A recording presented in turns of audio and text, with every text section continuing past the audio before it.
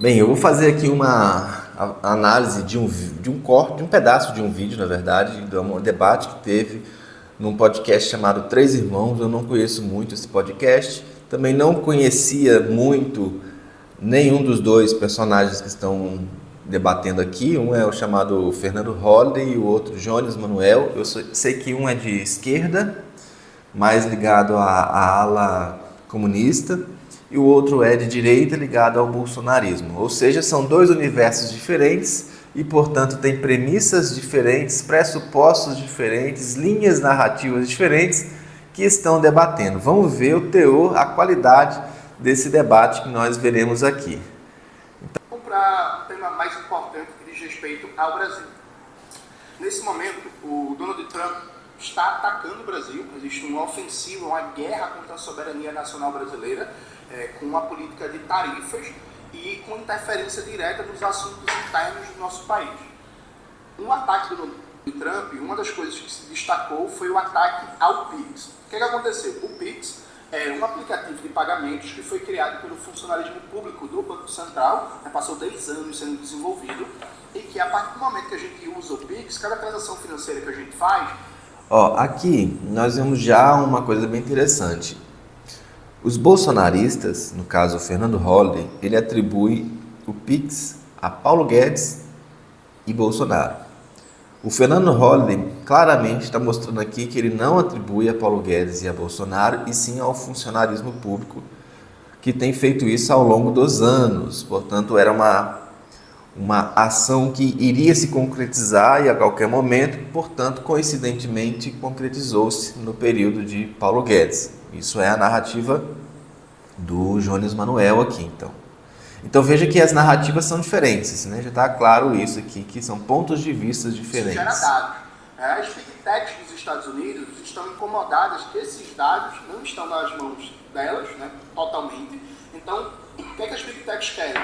O WhatsApp Pay e o Google Pay querem que a gente faça pagamentos eletrônicos a partir deles, não do Pix, para ter controle desse. Nesse caso aqui, eu tendo até a concordar com isso, mas acho que falta dados, né? Haveria necessidade de trazer dados mostrando que os acionistas dessas Big Techs, eles estão fazendo ações para boicotar, né, ou para sabotar o Pix no Brasil, e, portanto, há uma necessidade dessas Big Techs em se juntar e fazer lobby diante do governo norte-americano, etc. Eu não sei se isso ocorre, mas eu tendo a acreditar realmente que o Pix diminui a quantidade de dados oferecidas para as Big Techs, porque as informações ficam no próprio sistema do Pix, né, e não passam para outras plataformas. Esses dados. A Visa e a Mastercard, que são operadoras dos Estados Unidos, estão incomodadas porque perderam espaço no mercado. Aí a pergunta direta e objetiva. Fernando Holliday, você defende o ataque do Donald Trump ao Brasil e você se coloca como defensor do interesse das Big Techs e das empresas de capital financeiro dos Estados Unidos que querem atacar o Pix brasileiro, você defende o interesse do imperialismo estadunidense e você quer destruir o Pix. Eu quero que todo comerciante do Brasil saiba a sua opinião. Legal. Essa aqui é uma pergunta complexa, chamada de pergunta complexa. Eu tenho uma aula completa aqui no YouTube falando sobre a estrutura da pergunta complexa. Pergunta complexa não é pergunta que é difícil responder ou de entender. Pergunta complexa, ela existe porque ela é um conjunto de outras perguntas implícitas que foram previamente respondidas com sim, que induzem o interlocutor, quando for responder a essa pergunta explícita, ele vai estar automaticamente assumindo algumas outras perguntas como sendo verdadeiras, as respostas como sendo verdadeiras. E isso é uma pergunta complexa. Nesse caso, a pergunta, além de ser uma pergunta complexa, é uma pergunta complexa conjuntiva, ou seja, ele usa o conectivo lógico e. Então ele fala, Fernando Holliday, você concorda que há um ataque nos Estados Unidos e você é um defensor e você é não sei o quê. Veja que ele faz e, ele vai somando proposições E não tem como, ao responder, você negar parcialmente. Geralmente, quando você responde com sim ou com não, você está negando todas as afirmações, que podem ser verdadeiras e falsas, mas o conectivo I induz psicologicamente a entender como sendo cada proposição interligada, uma dependendo da outra, quando pode ser que essas proposições sejam independentes. Então, ele faz esse tipo de jogada aqui. Pode ser entendido como uma falácia. Por quê? Porque ao responder, o interlocutor está se comprometendo com pressupostos, com premissas, com uma narrativa a qual ele não gostaria de estar se comprometendo. Então, pode ser entendido como uma armadilha retórica ou uma falácia. Uma coisa curiosa para observar aqui, e é o que eu tenho falado muitas vezes, é que são dois oradores que têm auditórios distintos. Jones Manuel é um orador da esquerda que tem um auditório específico mais ligado ao comunismo, mas a ala da esquerda em geral tende a aceitá-lo com mais naturalidade. Portanto, os seus pressupostos, as suas verdades, são assimiladas pelas verdades do auditório da esquerda. Por outro lado, a gente tem aqui Fernando Holliday, é um bolsonarista que tem os seus pressupostos baseados nesse auditório, nessa audiência bolsonarista, que tem certos valores, certos princípios, que não são os mesmos do auditório que o Jones Manuel compactua. E aqui entra uma questão que eu tenho discutido há muito tempo. Não adianta o Jones Manuel fazer uma pergunta para o Fernando Holliday baseado nos seus próprios pressupostos, nas suas próprias verdades, nos seus próprios valores.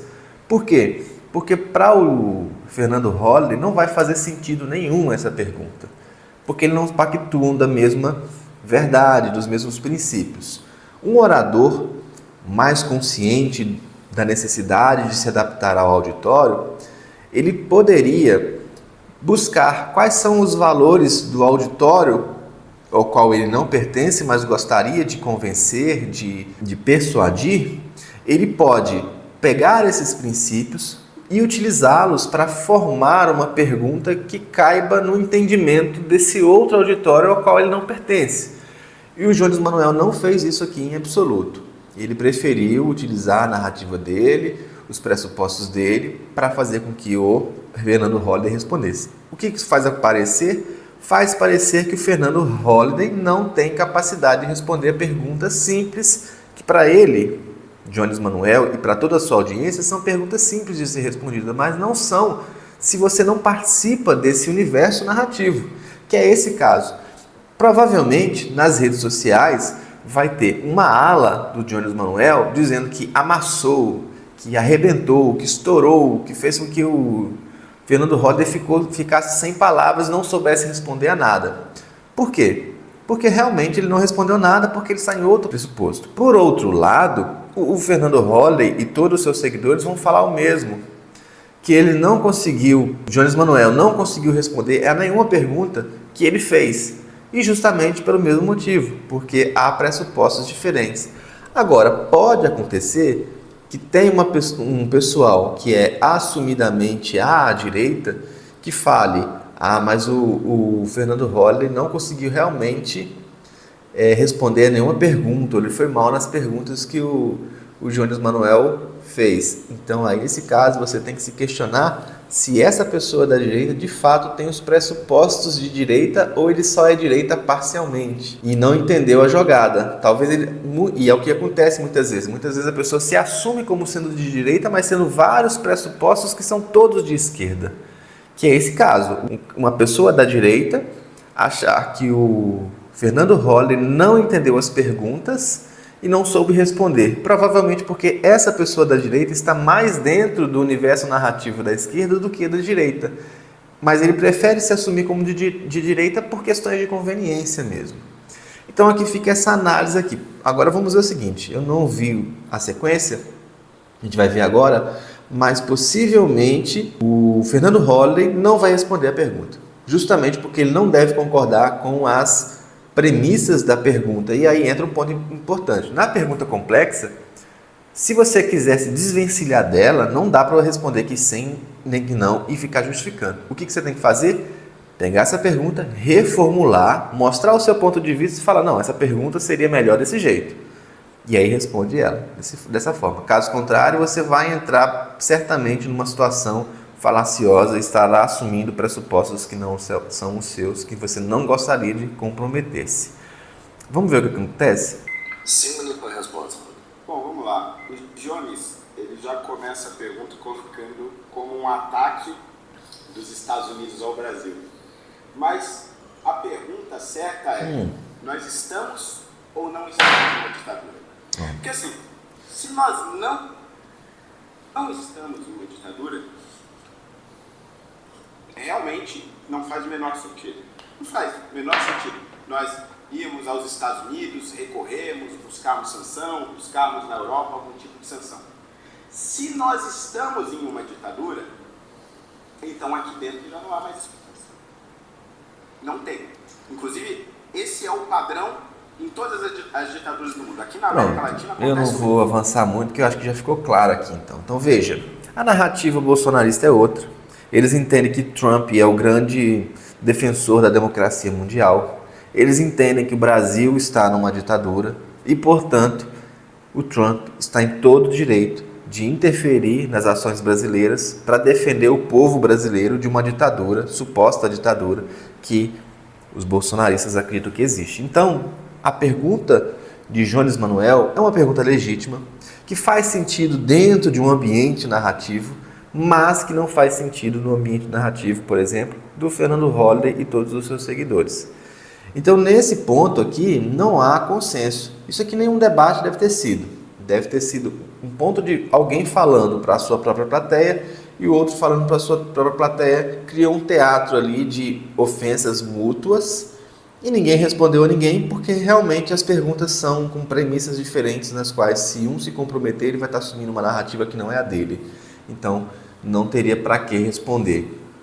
Bem, espero que com isso tenha sido claro a explicação com relação a como é que funciona orador, auditório, as premissas, os pressupostos, a pergunta complexa. Se você não sabe sobre isso, eu tenho um curso falando sobre falácias, chamado Falácias, os pontos cegos do raciocínio. Se você quiser saber mais informações, tem um grupo aqui que você pode acessar e ter mais informações sobre isso.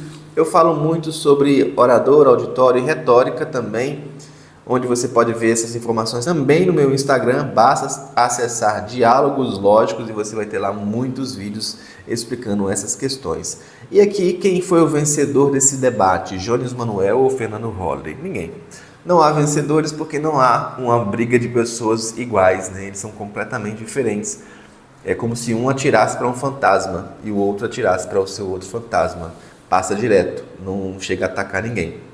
Então é isso, gente. Até próximo vídeo.